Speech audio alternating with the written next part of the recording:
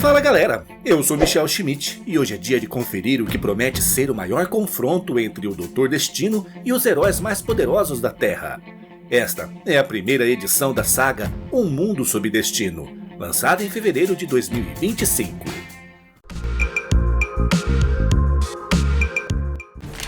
A voz de Destino ecoa, direcionada àqueles que repetem clichês como se fossem verdades absolutas. Ele fala sobre nações pacíficas que juram nunca entrar em guerra. Como se repetir isso insensatamente pudesse tornar a paz uma realidade. Mas a história prova o contrário. O governo não vai salvar vocês, ele afirma. Ele também rebate a ideia de que países colonizados pelo mesmo poder nunca se atacariam. Destino garante que isso não é verdade, nem mesmo o capitalismo poderia salvá-los. A única salvação para o mundo seria um governo iluminado, liderado por alguém capaz de tomar decisões difíceis, alguém que não pudesse ser subornado ou corrompido e que não se distraísse com os confrontos mesquinhos que afetam outros homens. Destino está acima do dinheiro, acima do desejo e acima de tudo. E graças à sua grandeza, em sua piedade e grandiosidade, Destino promete a todos que os salvará. Victor revela que, naquela manhã, todos os líderes mundiais, reis, rainhas, senhores da guerra e presidentes juraram lealdade a Destino de forma voluntária. A partir daquele momento, todas as nações da Terra se tornaram províncias de um único território unificado. Uma nova e grandiosa Lativéria. Destino sabia que aqueles que assistiam ao comunicado ficariam chocados, mas mudanças no poder sempre causavam essa reação. Ele também sabia o que todos esperavam: trabalho forçado, monumentos erguidos em sua glória ou esquadrões da morte eliminando opositores. Alguns até pensariam que ele começaria eliminando Reed Richards, mas isso não aconteceria. Apesar de seu poder absoluto, Destino se considerava humilde e magnânimo. Por isso, seu governo começaria com 2 decretos simples. O primeiro decreto: todas as guerras entre nações estavam proibidas. Nenhum conflito seria tolerado dentro das províncias de Lativéria. Sob seu domínio, o mundo entraria em uma nova era de paz. O segundo: todos eram cidadãos da Terra, mas nunca haviam sido tratados com a dignidade que isso exige. Muitos sofrem desigualdades, foram privados de medicamentos, educação e até do direito básico à saúde. Isso mudaria.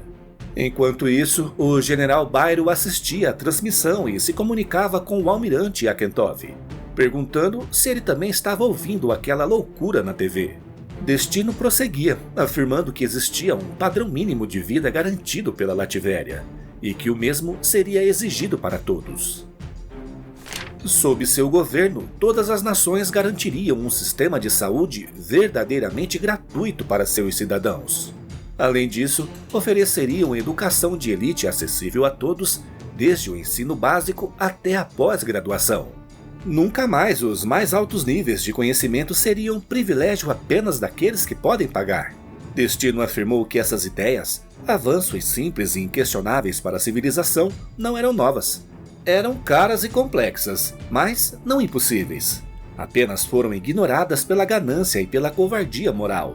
Mas ele não sofria dessas fraquezas. Enquanto isso, o general dizia que, se os burocratas aceitavam aquela situação, eles mesmos não aceitariam as propostas de Destino. A Força Aérea pensava da mesma forma. A ideia era agir agora. Destino, no entanto, continuava seu discurso com calma. Ele sabia que, naquele exato momento, forças se reuniam contra ele em Kamskan. Naquele momento, um Destinobu atravessou a parede da sala do general. Destino continuava falando, ciente de que, na Rússia, no Burundi, na Índia e até nos Estados Unidos, forças se uniam contra ele. O que era decepcionante, mas não inesperado. Mudanças sempre eram difíceis, mas ele garantiu que lidaria com essas pequenas revoltas. A paz prevaleceria e nenhuma província seria punida. Essa era a misericórdia de Destino. No entanto, até sua misericórdia tinha limites. Destino e seu gabinete acompanhariam os acontecimentos diretamente de Lativéria. trabalhariam para tornar a Terra gloriosa. Se fosse necessário informar algo, ele faria outra transmissão conforme os eventos exigissem. Os antigos líderes continuariam livres para governar, desde que implementassem suas ordens. O dia a dia das pessoas não mudaria, exceto por certas melhorias significativas, como já haviam visto. E essa transição teve o apoio de todos os líderes. Destino lembrou a todos que ele era sabedoria, poder e prosperidade. Apenas ele poderia salvá-los. 30 minutos depois, os heróis se reuniam no edifício Baxter. Os Vingadores, o Quarteto Fantástico e outros heróis independentes estavam reunidos, ouvindo a Capitã Marvel perguntar se alguém tinha alguma sugestão. Tony ainda tem dificuldades em acreditar que tudo aquilo seja real, mas Steve aponta para a nova bandeira tremulando sobre a Casa Branca, deixando claro que é. Sue comenta que também deve ter sido bem real para os generais que tentaram dar um golpe. Ela ainda não acredita que existam pessoas em Wakanda apoiando o Destino. O fato de chefes de estado aceitarem tudo isso tão facilmente deixa Peter desconfiado. Ele sugere que talvez Destino esteja usando controle mental ou, pior, tenha substituído alguns deles por Destinobus. Strange pondera que essa ascensão pode estar ligado ao fato de Destino agora ser o novo Mago Supremo. Se ele estiver usando magia, isso explicaria muita coisa. Mas Garota Esquilo questiona. Se fosse esse o caso, por que eles não foram afetados? Wanda confirma que ela tem razão. Ela não detectou nenhum tipo de influência mágica ali, nem nas capitais ao redor do mundo. Thor não vê motivo para tanta preocupação. Os heróis derrotaram Destino antes, só precisam fazer isso de novo. Carol, no entanto, pede cautela. Victor não é um adversário comum. Ele sempre tem planos dentro de planos, armadilhas dentro de armadilhas. Precisam agir com cuidado. Falando nisso, ela acaba de receber uma mensagem da Viúva Negra. Natasha estava na Europa monitorando a Hydra e ficou incomunicável há alguns dias. A mensagem é reproduzida. Natasha relata que, desde a transmissão de Destino, houve grandes movimentações. Ela tenta enviar as transmissões de sua vigilância, mas suspeita que, logo isso, nem será mais necessário. Uma transmissão global interrompe tudo. Desta vez, quem aparece é o Barão Zemo, usando o mesmo canal que Destino invadiu. Mas, ao contrário dele, promete ser breve. Ele sabe que muitos não gostam dele, mas isso não importa. Helmut aprendeu que não precisa de amor para conquistar respeito. E deixa claro, nem ele, nem a Hydra aceitarão ser governados por ninguém, muito menos por um degenerado sem raízes. Ele jamais aceitará que Destino se passe por um imperador, um homem cujos ancestrais nunca sequer conquistaram uma pátria. Zemo garante que suas forças já estão na fronteira da Lativéria, prontas para marchar até a capital e acabar com ele. A barreira que protege o país não será um problema, não para a tecnologia superior da Hydra. Agora, eles avançam contra Destino para acabar com essa farsa ridícula de uma vez por todas. Natasha informa que vai seguir o grupo, mas avisa que, à medida que se aproxima da barreira da Lativéria, as comunicações podem começar a falhar. Tony lembra do ditado: "O inimigo do meu inimigo é meu amigo." Mas Steve corta essa ideia na hora. Eles nunca serão aliados, muito menos da Hydra. Tony ri e diz que era só uma piada. Johnny aponta um detalhe interessante. Zemo chegou perto da Lativéria sem resistência. Talvez eles possam fazer o mesmo. Wanda e Thor concordam e o Coisa se junta a eles. Ben não está afim de esperar para ver quem será o próximo a invadir suas transmissões. Reed também acredita que devem agir imediatamente. Carol decide que está resolvido. Primeiro, precisam se encontrar com Natasha, depois lidam com Zemo. Por fim, acabam com Destino de uma vez por todas.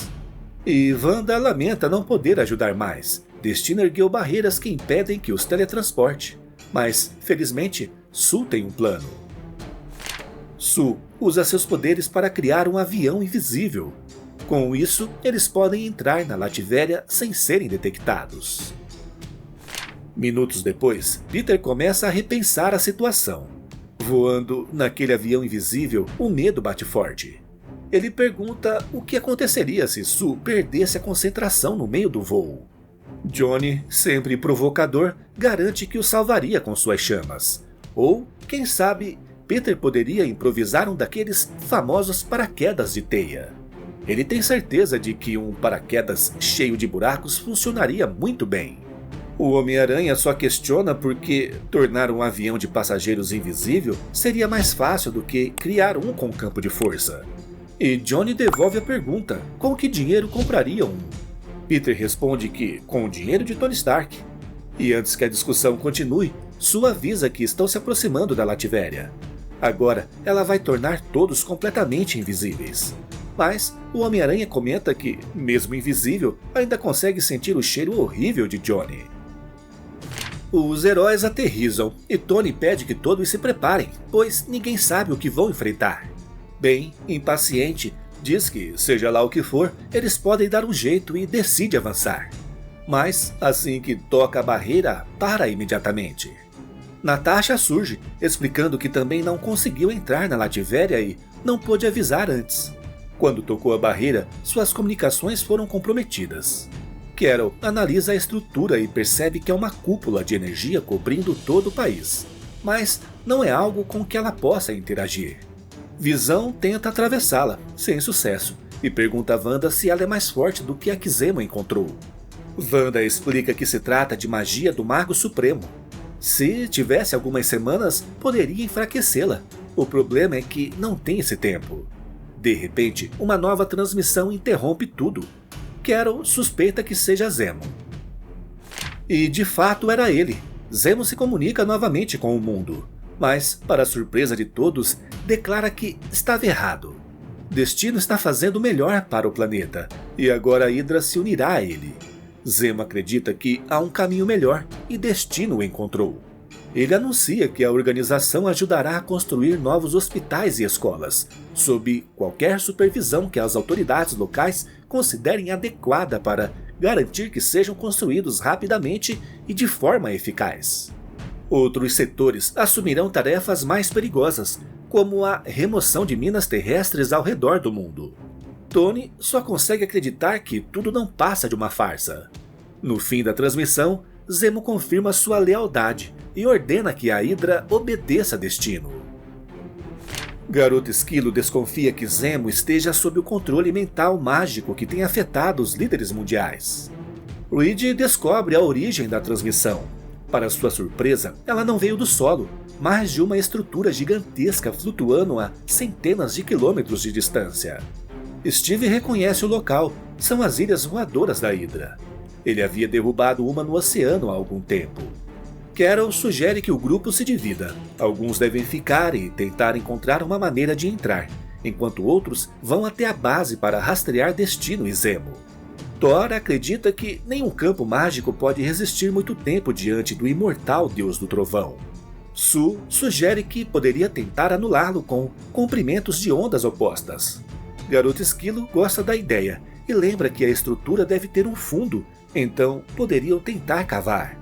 Carol pede para que escolham um time, pois chegou a hora de impedir Destino de governar o mundo. Pouco depois, os lacaios de Zemo informam sobre a chegada dos heróis à Ilha Flutuante. O Barão já os esperava e ordena que sejam eliminados em nome da Hydra. Do lado de fora, Tony avisa que devem contar com a possibilidade de terem sido detectados. Segundos depois, uma chuva de disparos cai sobre o grupo. Tony pede a Tempestade: você poderia criar um pouco de relâmpago para arruinar o dia deles? Enquanto faz seu trabalho, Tony se pergunta como alguém acaba entrando para a Hydra. Será que é só um cara estúpido ou há algo mais nisso? Mesmo sob fogo pesado, os heróis avançam. O objetivo é claro: chegar à torre central onde Zemo os espera. Tony sobe até o ponto mais alto. De lá, percebe que a torre está selada, sem janelas e com uma única porta na parte de baixo. Carol suspeita que a porta esteja blindada por magia ou algo do tipo, mas Tony prefere arriscar e usa sua energia no máximo, destruindo as paredes. O Homem de Ferro lembra Zemo de algo que Natasha lhe dissera tempos atrás. Reforçar uma porta é fácil, mas ninguém protege as paredes ao redor. Natasha sorri, contente por ele ter se lembrado disso. Quero aproveita a brecha, avança rapidamente e captura Zemo. O vilão se enfurece, dizendo que a Hydra e Destino não permitirão isso. Sam, sem perder tempo, questiona: desde quando a Hydra aceita ser dominada por Destino? Zemo encara os heróis e pergunta o que eles realmente sabem sobre poder e ambição. Mas Steve se aproxima e faz uma pergunta melhor. O que Zemo sabe sobre 1º de outubro de 1945? O vilão hesita sem resposta. Então, Steve acerta um golpe certeiro, revelando que ele era na verdade um robô. Essa data marca a fundação da Hydra, algo que o verdadeiro Zemo jamais esqueceria. Tudo indica que Destino o substituiu por um Destino Bo, mas nem tudo está perdido. Reed tem uma vantagem que Destino não conhece. Ele descobriu que esses robôs carregam gravações de suas ações e encontrou uma forma de recuperá-las. Assim, eles poderão descobrir o que realmente aconteceu naquele dia.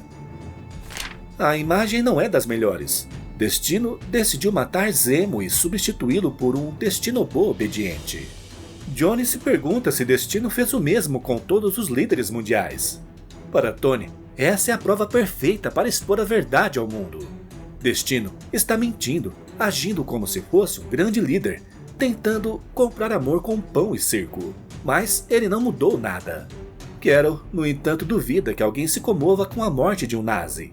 Tony discorda. Para ele, o importante é mostrar que tudo isso é uma farsa. Ele pergunta a Reed se conseguiria enviar uma mensagem global rapidamente. Ele quer dar à verdade uma chance de lutar. Reed dá o acesso e Tony começa a falar para o mundo inteiro. Ei, Terra, aqui é o Homem de Ferro. Aposto que estão se perguntando o que diabos está acontecendo com a Hydra e Destino, não é?